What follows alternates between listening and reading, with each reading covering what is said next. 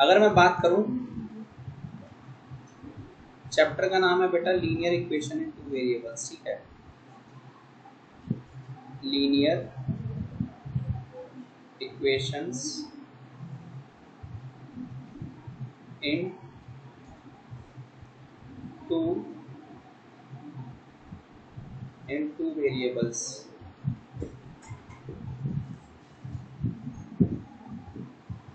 Linear equation in two variables, ठीक है। तो लास्ट ईयर अगर मैं बात करूं, आपने पढ़ा होगा standard form of a linear equation in two variable.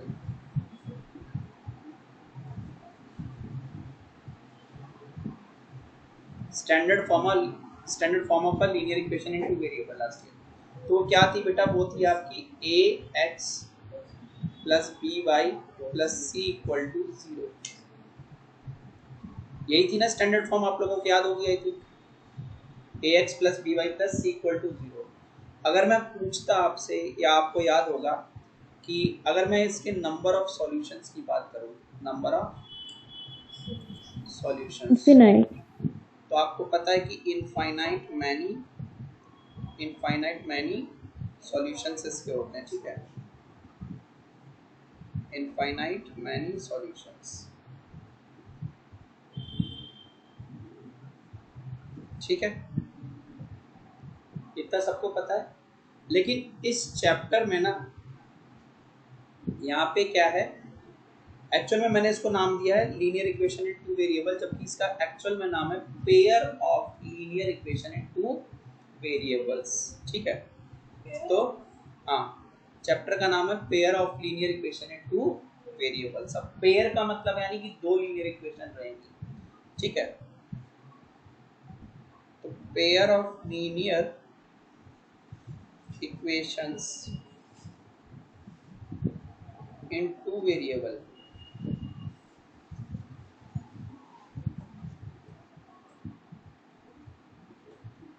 अब ये कैसी दिखेगी, तो इसका स्टैंडर्ड फॉर्म ये होगा बेटा, a1x plus b1y plus c equal to 0 और a2x प्लस b2y, अच्छा c1 ये प्लस c2 इक्वल टू 0। अब यहाँ पे आप गौर से देखोगे ना, तो पता है क्या बदला है, सिर्फ a1 a2 है ना, वो वेरिएबल सबके साथ वही x y है ना, वेरिएबल सबके साथ देख रहे हो x और y है, सिर्फ बदला क्या है, इन वेरिएबल के कोफिशिएंट्स, इन वेरिएबल के क्या बदले हैं, कोफिशिएंट्स। तो अब हमें इनके सॉल्यूशंस निकालने पड़ते हैं, कई तरीके हैं। अब मैं आपको पूछूं कि pair of linear equation into variables के सॉल्यूशन क्या है, तो आप ये मत कहना कि सर इनफाइनाइटली मैनी सॉल्यूशन।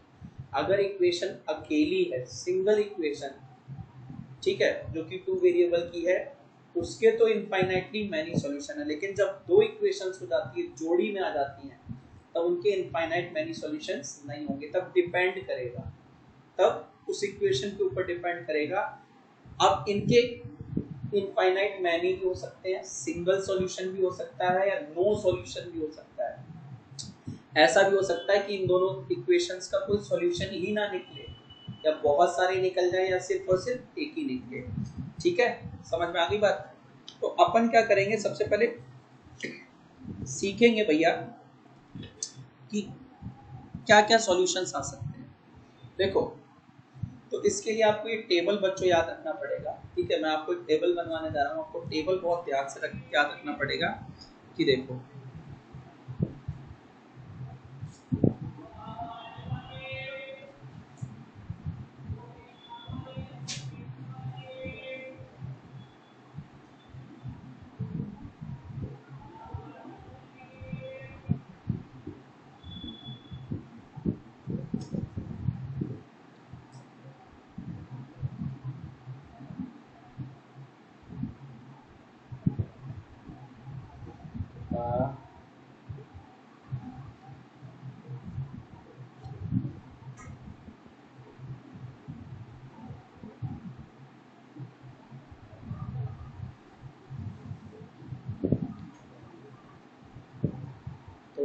हमारे पास कुछ इस तरीके का टेबल रहेगा, इसमें एक कॉलम और बनता है अपना।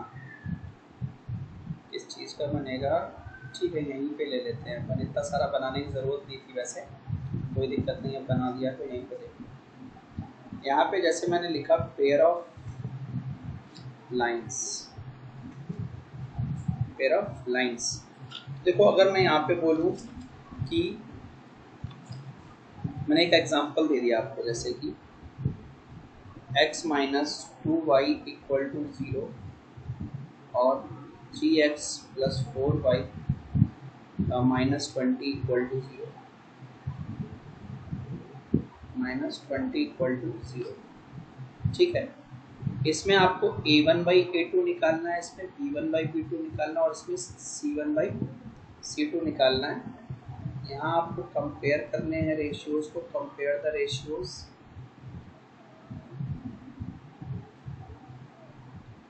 और यहाँ पे ग्राफ, उसका ग्राफिकल रिप्रेजेंटेशन कैसा होगा वो बताना है। ठीक है, उसका ग्राफिकल रिप्रेजेंटेशन कैसा होगा, और यहाँ पे नंबर ऑफ सॉल्यूशंस, सॉल्यूशंस कितने होंगे। ठीक है, सॉल्यूशंस कितने होंगे। तो अब देखो मैं अगर ये इक्वेशन की बात करूँ, इक्वेशन आपको दिख रही होगी, तो इस इक्वेशन में हमारा a1 कितना है बेटा 1, जो x के साथ है, और a2 क्या, जो नीचे वाले x के साथ है 3। और अगर मैं b1 की बात करूं तो -2, और b2 की बात करूं तो 4, तो ये कितना आ गया -1/2। और c1 की बात करूं तो c1 0 है और यहाँ पे -20 है इक्वल टू 0। तो यहाँ पे मैंने देखा कि a1 बाई a2 इक्वल है क्या b1 बाई b2 के, नहीं है ना। तो जब a1 by a2 not equal to b1 by b2 हो, तो जब आप दोनों इक्वेशन से ग्राफ बनाओगे तो आपको ग्राफ इंटरसेक्टिंग लाइंस का मिलेगा। कैसा मिलेगा, इंटरसेक्टिंग लाइंस का। और number of solution unique solution होगा। यूनिक सॉल्यूशन मतलब ओनली वन, एक ही सॉल्यूशन होगा इसका। ठीक है, अगली वाली बात करूं मैं, 2x plus 3y minus 9 equal to 0, 4x plus 6y minus 18 equal to 0। अगर मैं a1 निकालूँ ना तो 2/4 आ रहा है ना बेटा, जो कि 1/2 है। b1 कितना है 3/6, कितना है 1/2। और अगर मैं c1 की बात करूँ तो -9 माइनस 18, -9 माइनस 18 ये भी 1/2 है।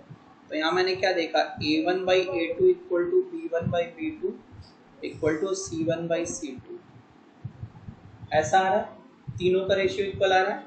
तो आपकी जो लाइंस बनेगी ना वो कोइंसिडेंट लाइंस होती हैं। कोइंसिडेंट का मतलब जो एक के ऊपर एक ओवरलैप करे, कोइंसिडेंट लाइंस। ठीक है, कैसी होंगी, कोइंसिडेंट लाइंस इस तरीके की होगी, जैसे एक ये लाइन जा रही है और इसी के ऊपर एक लाइन और जा रही है, ओवरलैपिंग वाली लाइन कोइंसिडेंट लाइंस कहलाती है। और इसके सॉल्यूशंस की बात करूं तो इनफाइनाइट मैनी सॉल्यूशन, बहुत सारे सॉल्यूशंस आएंगे इसमें, इनफाइनाइट मैनी सॉल्यूशंस। और अभी लास्ट है हमारा x plus 2y minus 4 equal to 0 और 2x plus 4y minus 12 equal to 0। अगर मैं यहाँ a1 निकालूँ ना, a1 बाई a2 बेटा 1/2 आ रहा है, b1 बाई b2 2/4 यानी 1/2। लेकिन अगर मैं c1 बाई c2 निकालूँ -4 माइनस 12 1/3। तो यहाँ देखो a1 बाई a2 इक्वल है b1 बाई b2 के, पर इक्वल नहीं है c1 बाई c2 के। ठीक है, इस केस में जो लाइंस बनेगी ना आपका ग्राफ, दोनों लाइनें पैरेलल होंगी एक दूसरे के, parallel lines. No solution, solution ही नहीं आएगा, नो सॉल्यूशन। समझ में आ रही बात। अच्छा, अगर सॉल्यूशन आता है तो उसके सॉल्यूशन को अपन कंसिस्टेंट सॉल्यूशन बोलते हैं। जैसे इन दोनों में सॉल्यूशन आएगा ना तो हम इनको क्या बोलेंगे, कंसिस्टेंट। क्या बोलेंगे बेटा, कंसिस्टेंट। कंसिस्टेंट सॉल्यूशन, और इसका नहीं आता तो इनकंसिस्टेंस। ठीक है, इनकंसिस्टेंट। समझ में आ गई बात? क्लियर है सबको? क्यों? तो पहला क्वेश्चन हमें एग्जाम्पल 1 से मिल रहा है।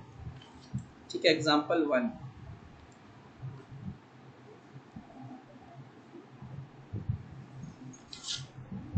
इक्वेशन क्या है? x plus 3y equal to 6 और 2x minus 3y equal to 12। ठीक है, समझ में आ गई बात?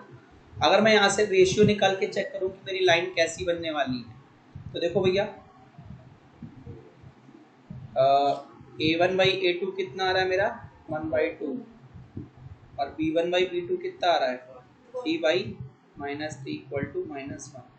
तो यहाँ मैंने देखा a1 by a2 is not equal to b1 by b2। मतलब कैसा बनने वाला है? इंटरसेक्टिंग लाइंस आएंगी। कैसी आएंगी? Intersecting lines. और सॉल्यूशन कैसा होगा?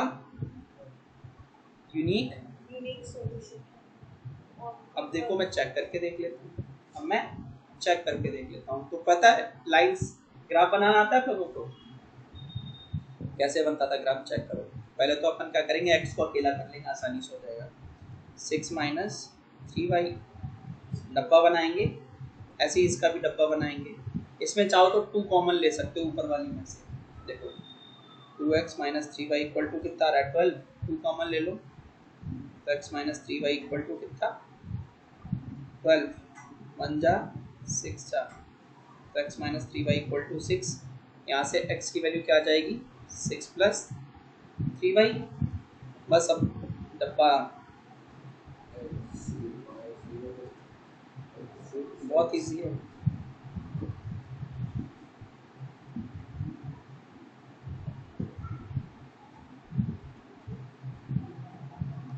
x y, y को एक बार 0 रख दोगे तो x कितना आ जाएगा? 6। ये 6 माइनस 3 इंटू 0 करके दिखाऊं? कर लोगे? देखो क्या कर रहा हूं मैं। मैंने एक बार y इक्वल टू 0 रखा ऊपर वाली इक्वेशन, तो x इज इक्वल टू क्या आ जाएगा? 6 minus 3 into 0। 6 minus 0 equal to 6। और एक बार x को 0 रख दो, एक बार x को नहीं, फिर एक कुछ और रख दो। एक बार y को 1 रख दो। y को कितना रख दो? 1। तो x इज इक्वल टू क्या आ जाएगा? 6 माइनस 3 इंटू 1।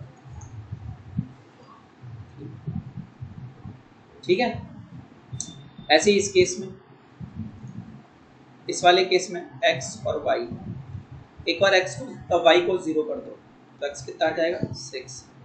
और एक बार y को 1 रख दो तो 9। अब इसका क्या बनाना है? ग्राफ। क्या बनाना है बच्चों? ग्राफ। ठीक है, तो देखो भैया ग्राफ कैसे बनता था।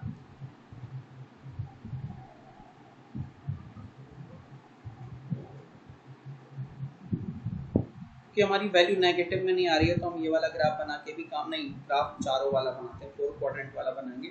रीज़न ये है कभी कभी ना यहाँ लाइंस इंटरसेक्ट कर रही होती है तो बियॉन्ड द ग्राफ हो जाएंगी, फिर इसलिए पूरा ग्राफ बनाना पड़ता है कंप्लीट। ठीक है,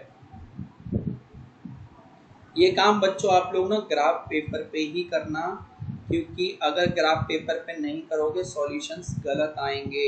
ठीक है ना, घर पे ग्राफ पेपर पे ही करना जाके। ठीक है, 0 1 2 3 4 5 6 7 8 9 10, ऊपर भी y एक्सिस पे भी नहीं, फिर 1 2 3 4 5 6, y पे जा नहीं रहा था ना, तो हमें दो सॉल्यूशन चेक करने। एक बार 0 कॉमा नहीं 6 कॉमा 0, एक बार 6 कॉमा 0, x एक्सिस पे 6 y पे 0 ये रहा, और एक क्या था 1 कॉमा 3। ठीक है, अब क्या करना है, स्ट्रेट लाइन से ना इन दोनों पॉइंट को जोड़ो। स्ट्रेट लाइन से, मेरा स्ट्रेट से नहीं जा रहा। ठीक है बच्चों, मेरा टेढ़ा जा रहा है, आप लोग स्ट्रेट लाइन से स्केल से जोड़ना है इसको। ठीक है, अच्छा तो एक लाइन का तो इक्वेशन ये है। अब दूसरी वाली का अलग पैच से बना लेते हैं। दूसरी वाली क्या थी? 6,0 देखो अब इसका बनाना है 6,0 और 9,1।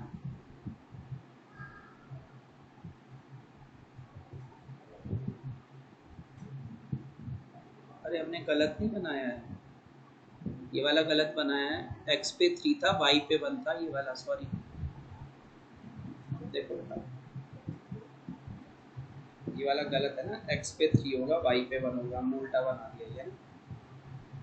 समझ में आया क्या किया अपन ने?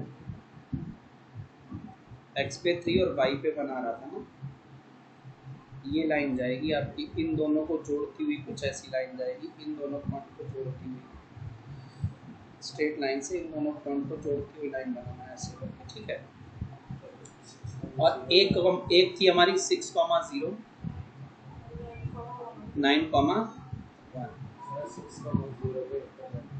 और देखो उसकी लाइन ये जा रही है, दोनों इंटरसेक्ट कहाँ कर रही हैं? तो इंटरसेक्टिंग लाइन है ना, ग्राफ में बोला था ना इंटरसेक्टिंग लाइंस है, और जहां पे दोनों लाइनें कट करेंगी वो सॉल्यूशन है। तो देखो इंटरसेक्टिंग है ना, the graph represents intersecting line लिखना, the graph represents intersecting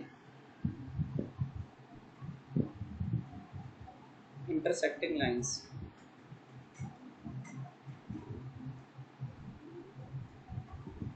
The solution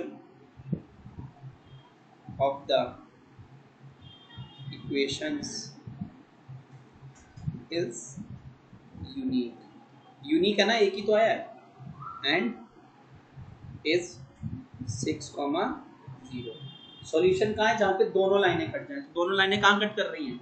6,0 पे। समझ में आ गई बात कि नहीं आई? ठीक है, हाँ भाई इक्वेशन दिख रही है बेटा, आप सभी को इक्वेशन दिख रही होगी। 5x - 8y + 1 = 0। हमें चेक करना है कि भैया ये ग्राफिकल मेथड से चेक करना है कि किस टाइप की इक्वेशंस हैं। ठीक है, हमें ग्राफिकल मेथड से पता लगाना है कि इक्वेशंस हमारी किस टाइप की हैं। ठीक है, समझ में आ गई बात? ग्राफिकल मेथड से यू नीड टू फाइंड। देखो अब अपन ऐसे तो नहीं एकदम झटके से नहीं बता सकते किस टाइप की है, तो देखो जरा ध्यान से देखेंगे अपन थोड़ी देर। यहाँ देखो भाई, ये इक्वेशन तो पहली वाली इक्वेशन तो ठीक है, यहाँ से मैं a1 निकालूं तो 5 है, b1 निकालूं तो -8 और c1 हमारा 1 है। लेकिन जब बात इसमें आई ना नीचे 5 है, तो मैंने सोचा क्यों ना क्या करें, एलसीएम ले लें। क्या ले लें? एलसीएम। तो इसके नीचे भी 5 आना चाहिए, 3x के नीचे, तो ऊपर नीचे 5 से मल्टीप्लाई करना पड़ेगा, तो 3x कितना हो जाएगा? 15x - 24y + 3 होल में 5 = 0। अब ये 5 नीचे का 0 से मल्टीप्लाई हो जाएगा ना। हमारी इक्वेशन क्या बन गई बेटा? 15x - 24y + 3 = 0। अब देखो तीनों ही 3 के टेबल में आते हैं, 3 कॉमन ले लो और उधर जाके 0 कर दो, तो ये बन जाएगी तुम्हारी इक्वेशन 5x - 8y + 1 = 0। समझ में आ रही बात? ये मेरी इक्वेशन 1 थी और ये मेरी इक्वेशन 2 थी। तो अगर मैं a1 निकालूं, मेरा a1 कितना है? नहीं a2 सॉरी, a2 कितना है? 5, b2 कितना है और c2 कितना है? 1। तो अगर मैं a1/a2 निकालूं बेटा, 5/5 c2 3 है। हाँ 3 सर नहीं है बेटा, c2 अरे ऊपर वाले में से 3 कॉमन ले लिया, इस स्टेप में 3 कॉमन ले लिया, तो 5x - 8y + 1 = 0 और 3 को उधर भेज के 0 से डिवाइड कर दिया तो 0 आ गया।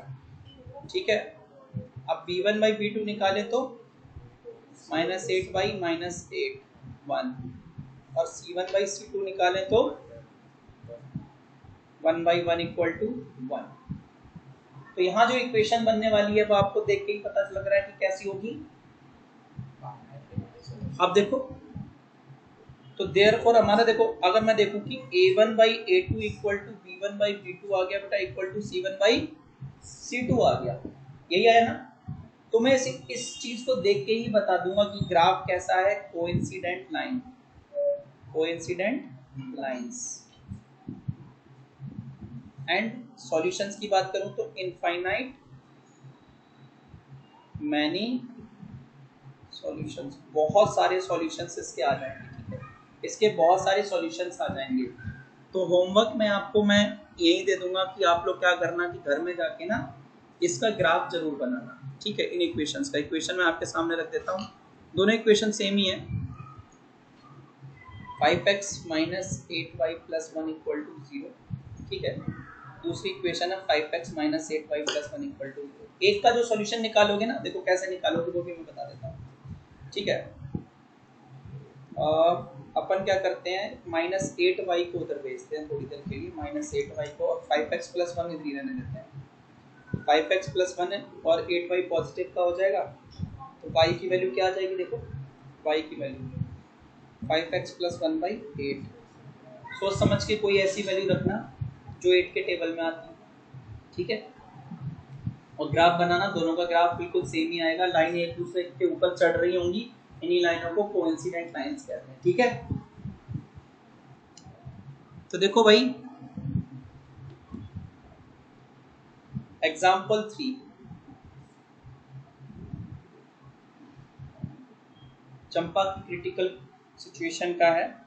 तो मुझे नहीं पता चंपा ने कितनी पैंट खरीदी है, कितनी स्कर्ट खरीदी है ना, लेकिन जब मैंने पढ़ा ना situation, the number of skirt is 2 less than twice the number of pants, तो स्कर्ट के बारे में हिंट मिल गई, स्कर्ट के बारे में हिंट मिल गई।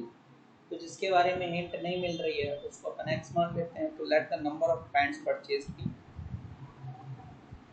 Late the number of pants purchased be x and the number of skirts be y, और स्कर्ट कितनी खरीदी है y, ठीक है। तो अब उसके पास दो सिचुएशंस, वो दो चीजें बोल रही है। पहले तो क्या बोला है, देखो स्टेटमेंट पढ़ेंगे कि द नंबर ऑफ स्कर्ट्स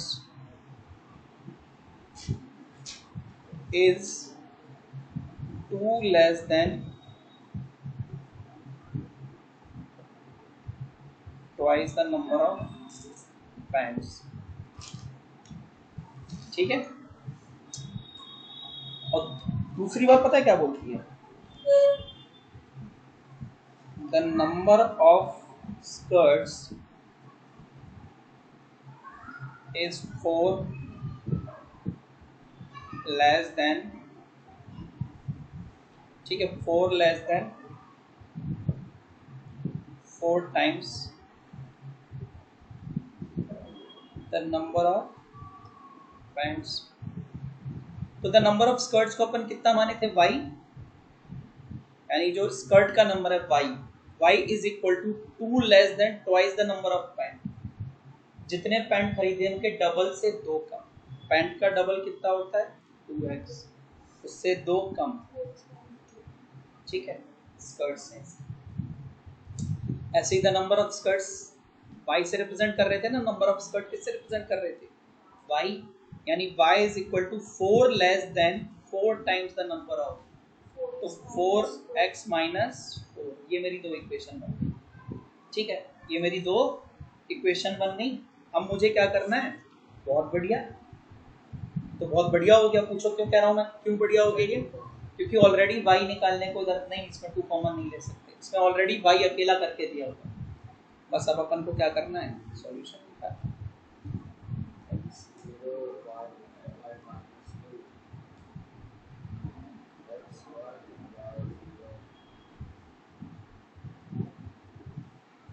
अगर मैं इसका a1/a2 b1/b2 निकालता तो a1 मेरा 2 था, a2 कितना था 4, 2/4 1/2, और b1 कितना था 1, y की वैल्यू 1, और b2 भी कितना था 1। क्या a1/a2 इक्वल टू b1/b2 है, नहीं ना, तो इंटरसेक्टिंग लाइंस आने वाली हैं। तो देखो यहाँ पे x, यहाँ पे y, यहाँ पे x, यहाँ पे y। तो एक बार x को बेटा क्या करो, 0 कर दो, 0 मत करना, पैंट का नंबर स्कर्ट का नंबर नेगेटिव में चला जाएगा, ये भी ध्यान रखना, कभी नेगेटिव हो सकता है। तो अपन क्या करते हैं, एक बार 1 ले लेते हैं, ठीक है, क्या करते हैं, x की वैल्यू 1 ले लेते हैं। तो देखो y is equal to 2 into 1 minus 2 0 बना सकते हैं, कोई दिक्कत नहीं है। एक्चुअल में नेगेटिव, कभी पैंट का नंबर नेगेटिव होता है क्या, नहीं होता ना। और फिर यहाँ x, और अब यहाँ क्या करो, 2 ले लो, x को 2, तो 4 माइनस 2 2। ऐसे यहाँ पे क्या करना है, 1 ले लो, 0, और अगर मैं यहाँ पे 2 ले लेता हूँ, 8 माइनस, अगर x 2 ले लेता हूँ तो 8 माइनस 4। और मुझे इसका ग्राफ बनाना है, ठीक है, इंटरसेक्टिंग ही आनी चाहिए।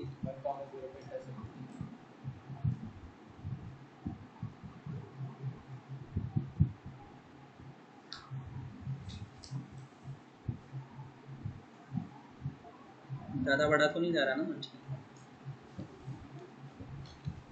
0 1 2 3 4 5 6।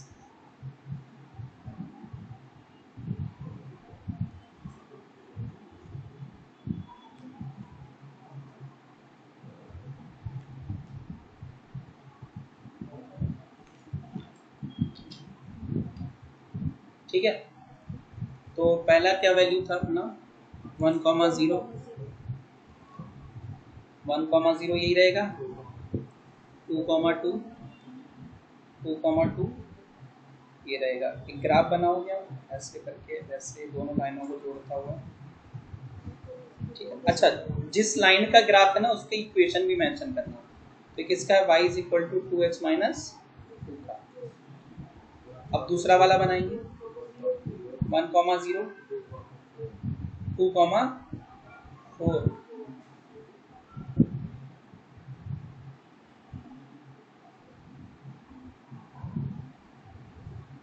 देखो भाई,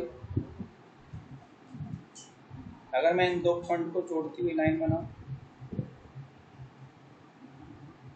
ठीक है, इन दो पॉइंट को जोड़ती हुई लाइन बनाऊं, तो देखो भैया, ये किसका था, y is equal to 4x minus 4। Equation जरूर लिखना। तो दोनों कट कहाँ हो रहे हैं, 1,0 पे। मैंने कहा था ना, देख के ही बताया था, इंटरसेक्टिंग लाइंस हैं, इंटरसेक्टिंग लाइंस। और इंटरसेक्ट एट, कहाँ इंटरसेक्ट कर रही हैं, 1,0। जो x की वैल्यू थी वो किसकी थी, पैंट की। तो पैंट कितने खरीदे हैं, 1, ठीक है, पैंट। और y क्या था, स्कर्ट, 0 स्कर्ट, स्कर्ट खरीदी नहीं है, ठीक है। समझ में आ गई बात। तो ऐसे ग्राफ से वैल्यू पता लगा, कोई दिक्कत।